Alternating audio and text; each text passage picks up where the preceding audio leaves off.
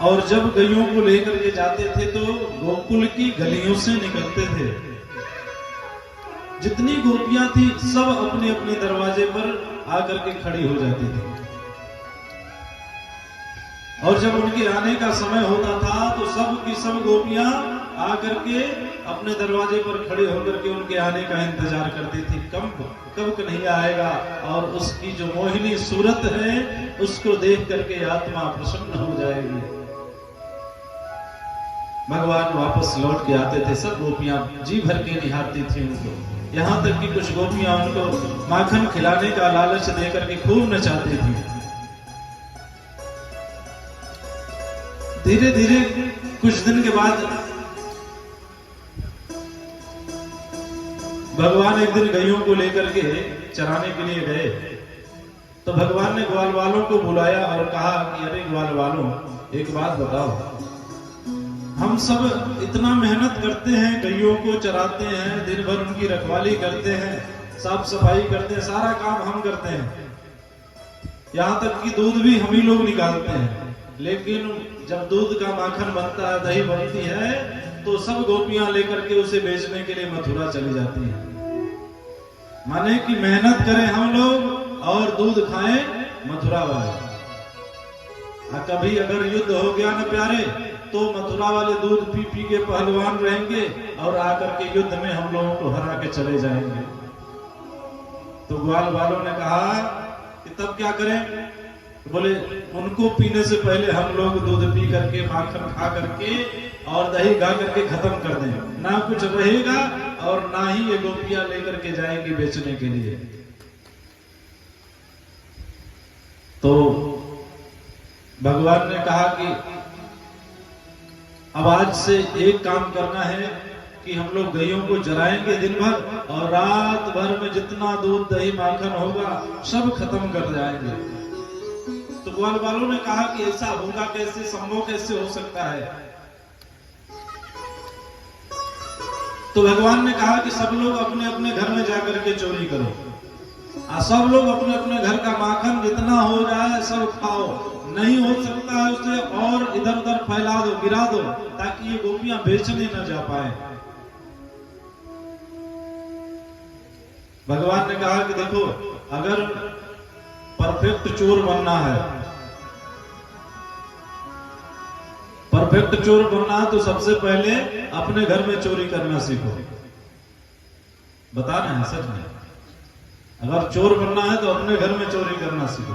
अपने घर में पास हो गए तो समाज में पास हो जाओगे। अपने घर में पकड़ लिए गए तो महाराज दोबारा कभी चोरी करने का नाम मत लेना, कान पकड़ लेना उसे भी। तो सब ग्वाल वाल अपने अपने घर गए। भगवान ने कहा आज सब लोग अपने अपने घर में चोरी करना। सबने रात में चोरी की। सुबह फिर से सभा बुलाई गई, सब ग्वाल वालों की चौर मंडल प्रचार समिति बुला करके सब ग्वाल वाल इकट्ठा हुए। भगवान ने सबसे हाल चाल पूछ दिया। तो जिसके आनंद में कटी रात वो तो खूब मुस्कुरा रहा था, आज जो रात भर पिटाया है, जिनकी मैया ने पकड़ लिया चोरी करते हुए, रात भर पिटाया, बेचारा सवेरे हाथ मुंह फूला हुआ है, आकर के कन्हैया के सामने मुंह लटका के खड़ा है। कन्हैया ने पूछा क्या हुआ? कहे मत पूछो, बहुत मार पड़ी है। कहे चोरी करना भी तुम लोगों को नहीं आता, आओ हम सिखाते हैं तुम्हें चोरी करना। बोले आज चलो सब लोग मिल के चोरी करते हैं, कैसे चोरी की जाती है मुझसे सीखो। तो भगवान सब ग्वाल वालों को रात में लेकर के चल दिए। सबसे पहले भगवान के बड़े परम मित्र हैं श्रीदामा। एक भगवान के दो मित्र हुए, एक सुदामा और एक श्रीदामा। श्रीदामा बाल के सखा थे और सुदामा विद्या के सखा थे। जिस समय भगवान शिक्षा ग्रहण करने गए उस समय सुदामा से मुलाकात होती है।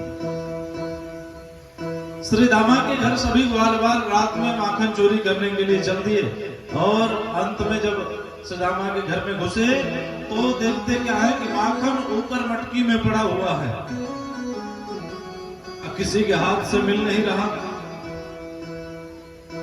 तो सब लोगों ने एक के ऊपर एक चढ़ करके कन्हैया से कहा तुम सबसे ऊपर चढ़ जाओ। तुम सबसे हल्के हो, सबसे ऊपर चढ़ जाओ। कन्हैया सबसे ऊपर चढ़ गए और ऊपर से चढ़ करके माखन खाना शुरू कर दिया। कुछ खाए, कुछ जमीन पर गिराए, कुछ ग्वाल वालों को खिलाए। उससे भी बचा तो भगवान ने क्या किया, सब बंदरों को बुला लिया। कहा से सब बंदर मिलकर के माखन खा के खत्म कर डालो। तो सब बंदर मिलके माखन खा के खत्म कर दिया। भगवान को तब भी चैन नहीं आया, तो मटकी ऊपर से उठा करके जमीन पर धड़ाम से दे मारा, मटकी फूट गई। अब जब मटकी के टूटने की आवाज श्रीधामा की मैया ने सुना तो दौड़ बाहर से अंदर भाग के आई कि हो सकता है बिल्ली घर में घुस गई हो और सारा का सारा माखन गिरा दे। और जब अंदर दरवाजा खोल के अंदर जाती हैं तो सब ग्वाल वाल इधर उधर भागने लगे। अरे बाप रे बाप, तो बड़ी वाली बिल्ली घुस गई। तो भगवान के छोटे छोटे पांव, अब भगवान भाग नहीं पा रहे थे, तो श्रीदामा की मैया ने भगवान के हाथ को पकड़ लिया। सब ग्वाल वाल तो फरार हो गए, अब ये महाराज पकड़ा गए। पूरी रात लेकर के बैठे रहे। सुबह जब हुआ तो कही कि चलो आज तुम्हारी मैया से तुम्हारी शिकायत करती हूँ, और सवेरे सवेरे शिकायत करने के लिए चल देती है। भगवान समझ गए कि अगर आज मैया के पास पहुंच गए तो बड़ी मार पड़ेगी। सो भगवान ने झट से श्रीदामा की मैया से कहा, अरे बावरी देख, सामने से तुम्हारा ससुर आ रहा है, तनिक घूंघट तो संभाल ले अपना। और जैसे वो अपना घूंघट संभालने के लिए अपना हाथ छोड़ करके साड़ी पकड़ती है, तब तक भगवान उसके हाथ से छुड़ा करके उसी के बेटे का हाथ पकड़ा दिया। अब इधर बेचारी घूंघट लगाई हुई है और हाथ में अपने ही बेटे का हाथ पकड़ करके चली जा रही है। और जाकर के यशोदा के सामने जोर से आवाज लगाते, अरे ओ यशोदा देख, तेरे लल्ला ने क्या क्या नुकसान कर दिया मेरा। मैया यशोदा घर में से सवेरे सवेरे बाहर निकल के आई और मैया ने कहा, अरे क्या हो गया, क्यों हल्ला मचा रही है सुबह सुबह। तो कहने लगी, देख तुम्हारे लल्ला ने मेरे घर माखन चोरी की है, और इतना ही नहीं, माखन तो चुराया ही चुराया, साथ में सारी मटकियों को फोड़ डाला है।